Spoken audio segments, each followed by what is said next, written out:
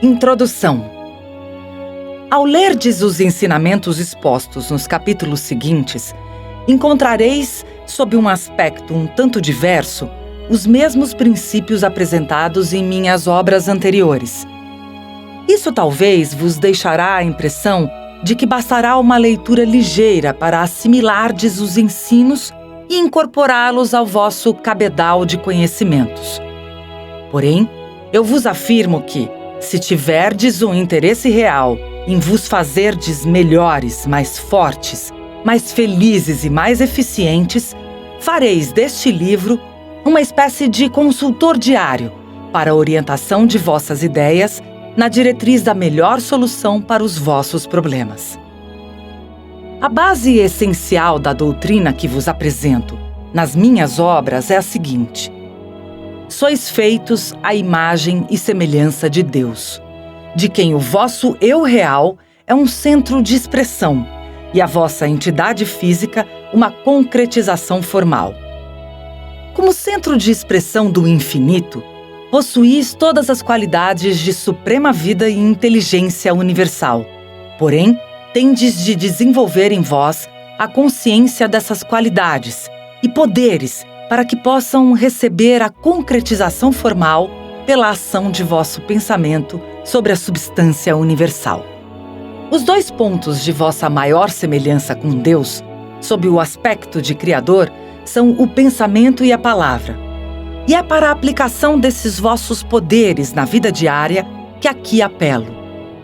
Está comprovado pela ciência mental que o vosso pensamento cria a forma mental do objeto, e a vossa palavra faz reunir ao redor daquela a substância necessária para a concretização do mesmo. O objetivo dos capítulos que seguem é orientar-vos sobre a direção que deveis dar aos vossos pensamentos e palavras, a fim de que possam produzir exteriormente o ideal existente em vosso interior. Os exemplos citados para facilitar a vossa compreensão e para convencer-vos de que se trata das leis reais da vida são fatos verdadeiros, apresentados por pessoas fidedignas e, muitas vezes, comprovados pessoalmente por mim em casos semelhantes, sucedidos a pessoas que se conformaram com as regras indicadas. À proporção que obtiverdes os resultados, ireis compreendendo melhor as leis que os regem, e assim a vossa razão ficará satisfeita com os motivos de vossa fé. É comum aos que procuram seguir a doutrina do mentalismo se queixarem de influências mentais estranhas. E, sem dúvida, essas influências existem. Porém, o fato mais importante é que podeis libertar-vos totalmente de qualquer ação mental perturbadora, pelo vosso contato com o poder supremo. Não há outro meio de sairdes de semelhantes condições, embora possa alguém ajudar-vos momentaneamente nesse sentido. Se alguém pode exercer alguma influência perturbadora sobre vós, é porque o atraíste para a vossa esfera de ação, quer por simpatia, quer por antipatia. E enquanto não tiverdes encontrado num acordo de mútua libertação voluntária, continuareis acorrentados um ao outro. Essa combinação, porém, só pode ser efetuada no plano espiritual em que os dois egos possuem um conhecimento perfeito de suas verdadeiras relações mútuas. Os princípios expostos se destinam a confirmar os vossos atos e palavras com o ideal que desejardes manifestar, desviando-vos dos erros que geralmente cercam toda a mentalidade estreita. Devo chamar a vossa atenção para um ponto muito importante da lei de manifestação, o qual é sempre desleixado por aqueles que pedem auxílio mental ao círculo esotérico ou a outros irmãos. Certos indivíduos pretendem ser auxiliados sem se colocarem em condições de receber por meio de seu próprio pedido e aperfeiçoamento de suas qualidades. Querem receber sem observar a lei pela qual isso é possível.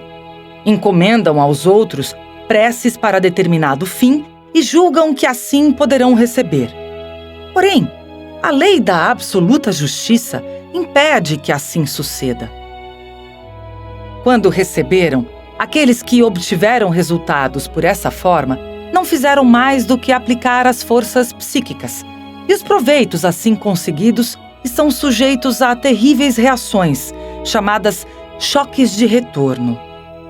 Portanto, se vos conformardes com a lei e pedirdes a Deus a abundância e a felicidade que Ele reservou para vós desde o momento em que vos criou, ficareis plenamente satisfeitos, e os benefícios recebidos serão perduráveis, porque, provindo diretamente da causa primeira, estarão livres de interferências de causas segundas.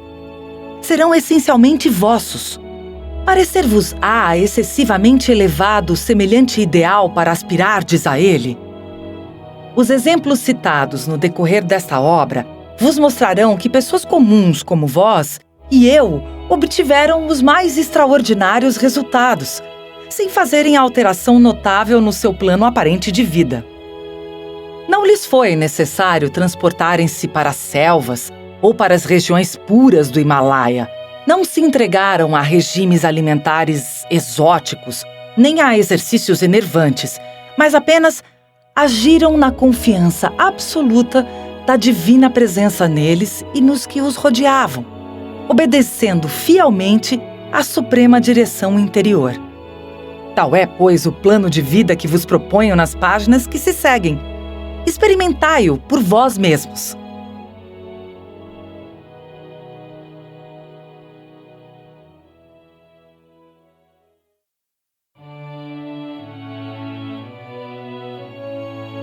Prefácio.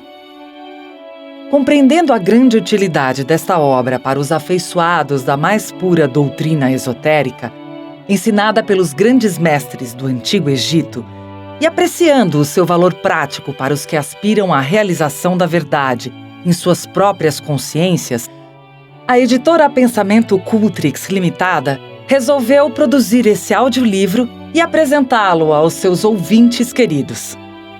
Apesar da sua aparência religiosa, é uma obra altamente científica e baseada nos elementos essenciais da organização psicológica do ente humano. Uma análise sutil dos princípios da manifestação da vida, desde o mais alto plano até o plano físico, levou à coordenação das regras e práticas aqui expostas, as quais se acham mais ou menos indicadas em todos os sistemas filosóficos e religiosos do mundo. Entretanto, em nenhum lugar esses princípios foram expressos de um modo mais claro, incisivo e prático do que na Bíblia, a qual parte da premissa de que, sendo o homem feito à imagem e semelhança de Deus, tem os mesmos atributos criadores que a divindade e pode manifestá-los no âmbito do seu mundo, criando conscientemente as suas condições de existência terrestre. Da mesma forma que Deus criou o mundo pelo pensamento e pela palavra, pode o homem criar o seu mundo como lhe aprouver, pelo seu pensamento e pela sua palavra. Seguindo os passos de investigadores anteriores nesta direção, o autor chegou à conclusão de que essa afirmação bíblica era uma realidade prática muito mais importante do que a maioria dos processos geralmente ensinados para o desenvolvimento consciente dos poderes espirituais. Os ouvintes que tiverem aprofundado os princípios herméticos do Kybalion e os ensinamentos ocultos da luz no caminho, verão surgir-lhes na consciência uma grande luz sobre os pontos que nestas obras lhes haviam ficado obscuros, ou que, mesmo que lhes parecessem claros ao intelecto, não pareciam ter ligação alguma com a vida prática do homem comum. Assim, esta obra oferece aos experimentadores da verdade o ponto de ligação entre o ideal e o material, o elo que une o espírito e a matéria e permite a passagem rápida da substância para a forma. Os numerosos exemplos citados facilitam a compreensão das regras e permitem orientar os esforços até a realização final do objetivo visado.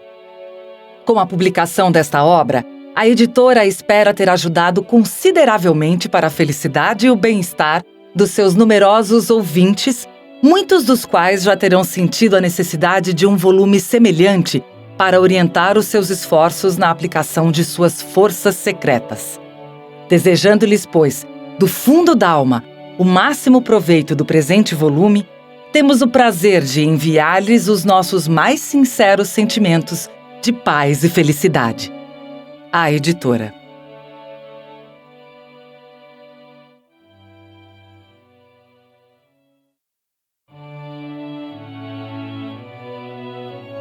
Capítulo 1. A vida é um jogo. Eles, os mestres, ajudam no desempenho do jogo da vida, não se deixando mover como peças de jogo, pela vontade dos outros ou pelo ambiente. O Caibalion. É comum considerar-se a vida uma luta, porém, para os sábios hermetistas, ela é mais um jogo que uma luta. Entretanto, para que o indivíduo possa sair vencedor nesse jogo, é preciso que conheça as regras de sua execução, expostas com admirável clareza na Bíblia. Jesus Cristo vos ensinou que é um grande jogo de dar e receber. Diz São Paulo em sua Epístola aos Gálatas, capítulo 6, versículo 7. Pois aquilo que o homem semear, isso também ceifará. Com estas palavras, o apóstolo queria dizer que aquilo que expressardes em vossas palavras e atos vos voltará, que recebereis o que derdes. Se derdes ódio, recebereis ódio. Se derdes amor, recebereis amor. Se criticardes, sereis criticados. Se mentirdes, vos mentirão. Se iludirdes, vos iludirão.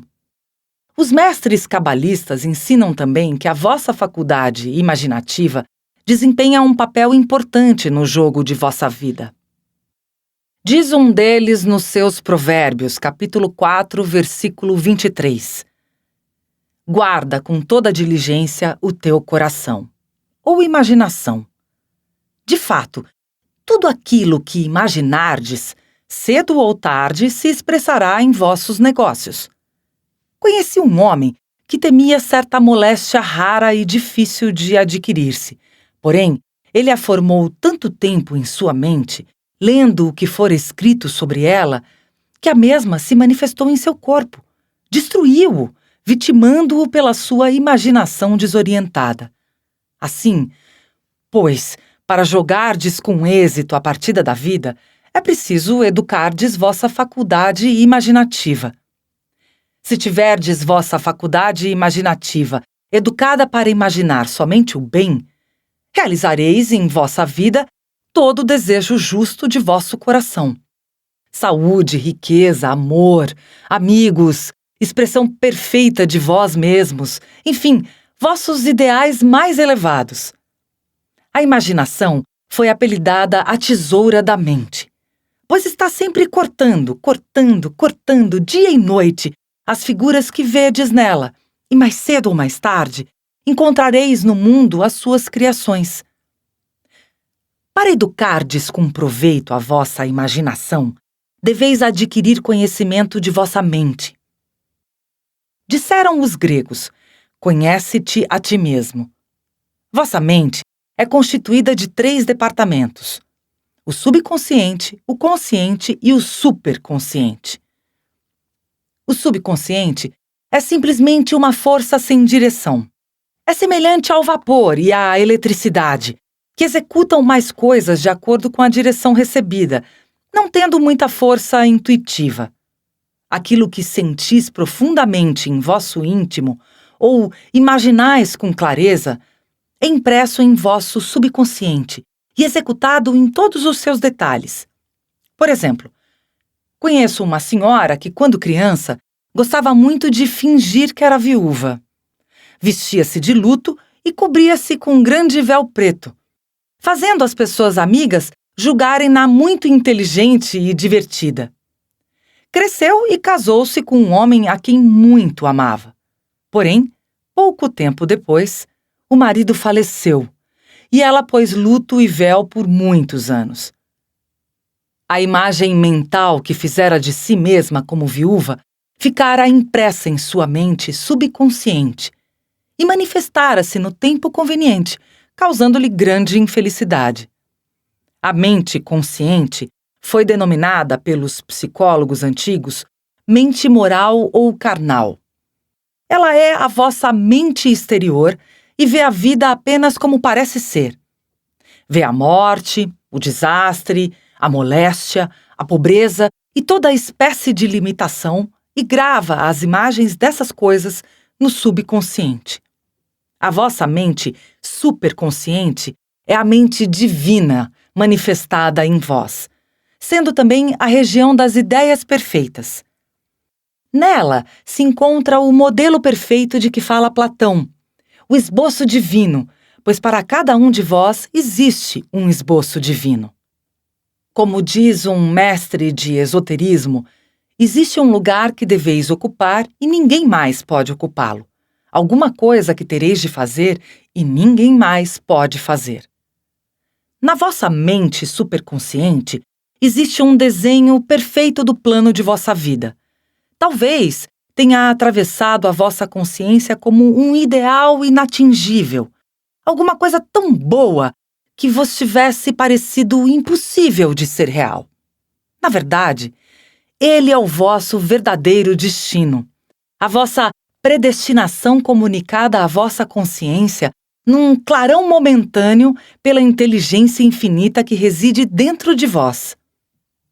Todavia, é possível que ignoreis o vosso verdadeiro destino e luteis para alcançardes coisas e posições que não vos pertencem e que, se fossem conseguidas, só vos trariam insucessos e descontentamento. Por exemplo, uma esoterista americana refere o seguinte: uma senhora se dirigiu a mim e pediu-me para que afirmasse que ela se casaria com um homem por quem estava muito apaixonada. Ela o designou por AB.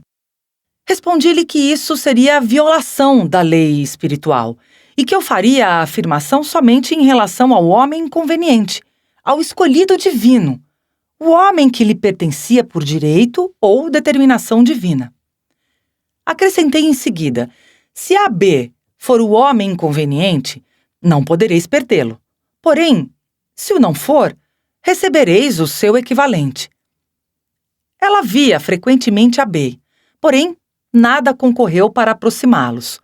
Uma noite, veio visitar-me e disse-me: devo dizer-vos que na última semana AB não me parece mais tão atraente. Respondi-lhe: talvez ele não seja o escolhido divino. Talvez seja outro o homem que vos convenha. Logo depois, ela encontrou outro homem que se lhe afeiçoou imediatamente, declarando-lhe que ela era o seu ideal. Enfim, disse-lhe tudo o que ela tanto tinha almejado ouvir da parte de AB. Quando me relatou o acontecimento, estava tão satisfeita que exclamou: foi uma coisa inteiramente inesperada. Em pouco tempo, sentiu tanta atração por ele que perdeu todo o interesse por AB. Este fato mostra a existência de uma lei de substituição, por meio da qual uma ideia errônea foi substituída por uma ideia justa, não havendo, pois, prejuízo ou sacrifício. Jesus Cristo disse: procurai primeiramente o reino de Deus e sua justiça, e todas as coisas vos serão acrescentadas. E indicou ainda: o reino de Deus está dentro de vós. Esse reino é a região das ideias justas, ou do modelo divino. Ele ensinou que as vossas palavras representam um papel importante no jogo de vossa vida, expressando-se assim: pelas vossas palavras sereis justificados e pelas vossas palavras sereis condenados. Muitas pessoas produziram desastres em sua existência por terem proferido palavras vãs. Certa mulher perguntou-me um dia por que é que ela passava uma existência de pobreza e limitação, quando anteriormente possuíra seu lar e vivera rodeada de conforto e abundância. Analisando sua atitude mental, descobrimos que outrora, quando se achava cansada de dirigir sua casa, costumava dizer repetidas vezes: sinto-me cansada de ter tanta coisa. Desejaria viver dentro de uma mala.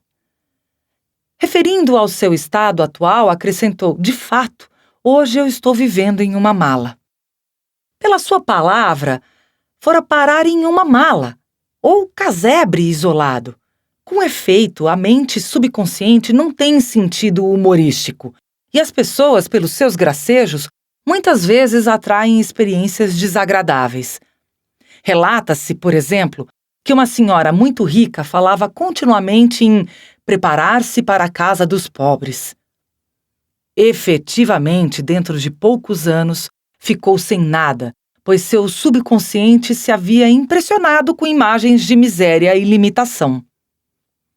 Felizmente, esta lei atua tanto numa direção como em outra, uma situação de necessidade podendo ser mudada para outra de abundância. O seguinte exemplo, citado por uma esoterista americana, ilustra essa aplicação da lei. Diz ela: certa senhora se dirigiu a mim num cálido dia de verão, pedindo que fizesse um tratamento para sua prosperidade.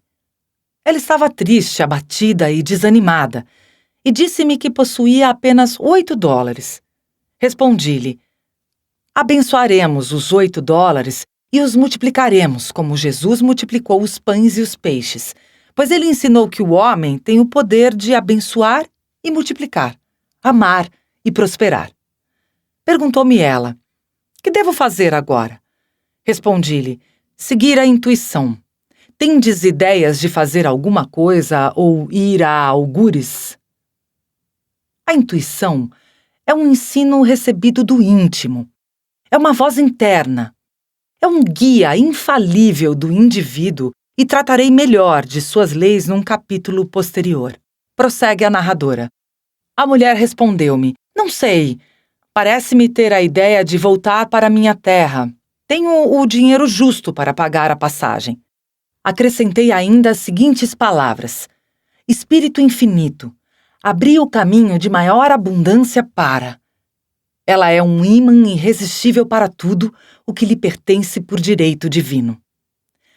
Aconselhei-a também que repetisse continuamente essas palavras. Ela partiu imediatamente. Algum tempo depois, procurando outra mulher conhecida, encontrou um antigo amigo de sua família.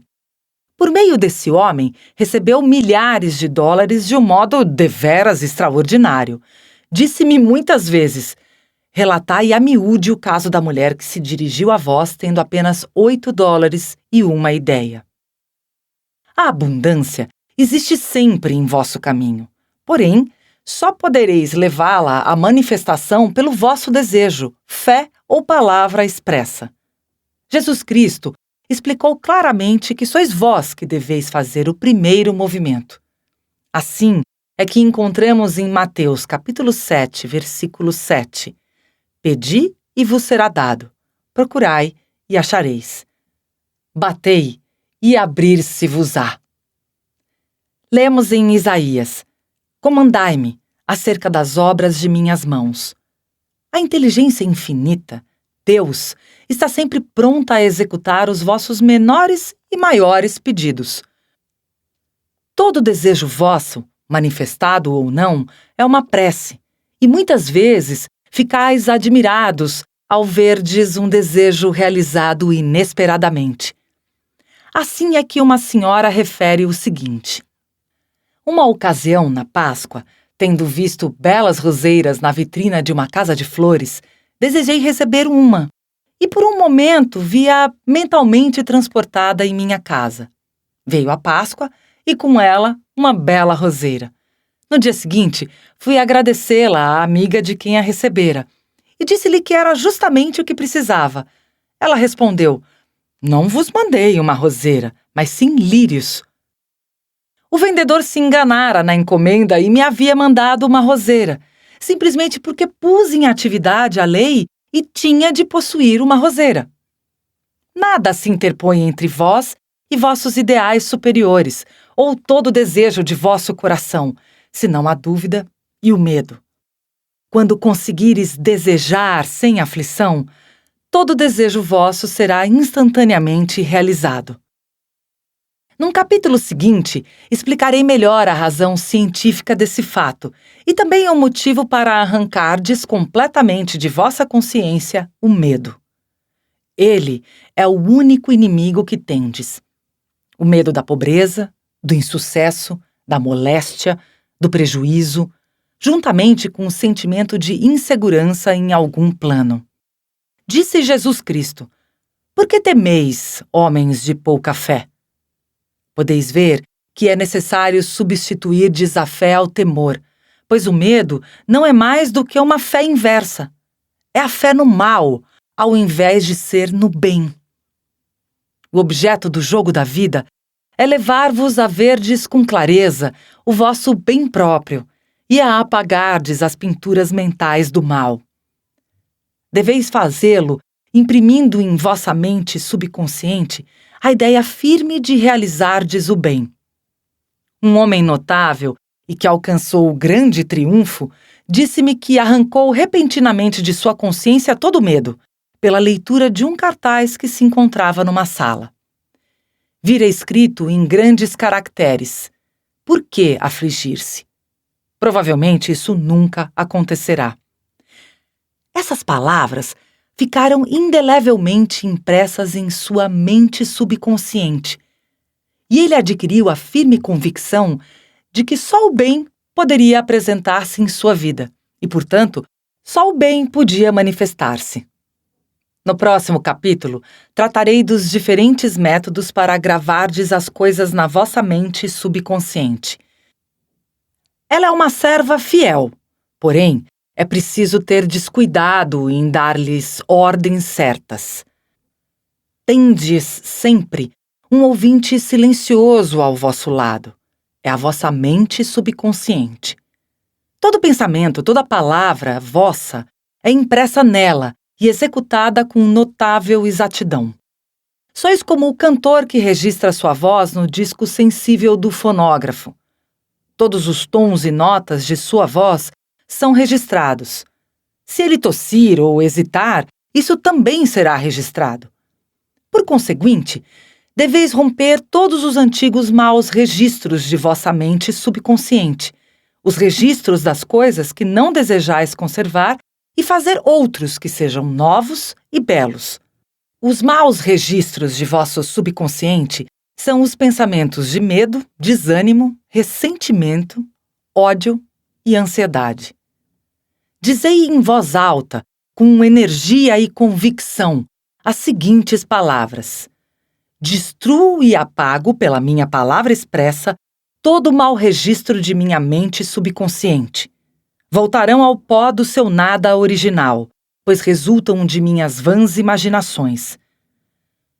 Firmo agora os meus registros perfeitos por meio de meu Cristo interno, os registros de saúde, riqueza, amor e perfeita expressão própria. Tal é o mais alto grau de vida, o jogo perfeito e completo. Como dizem os provérbios, a morte e a vida estão no poder da língua. Portanto, afirmai que vossa existência é uma expressão dos sublimes princípios da harmonia, amor, verdade e justiça. Até que essas palavras... Esperamos que você tenha gostado desta prévia. Para continuar ouvindo este audiolivro no Google Play Livros, use o link na descrição do vídeo.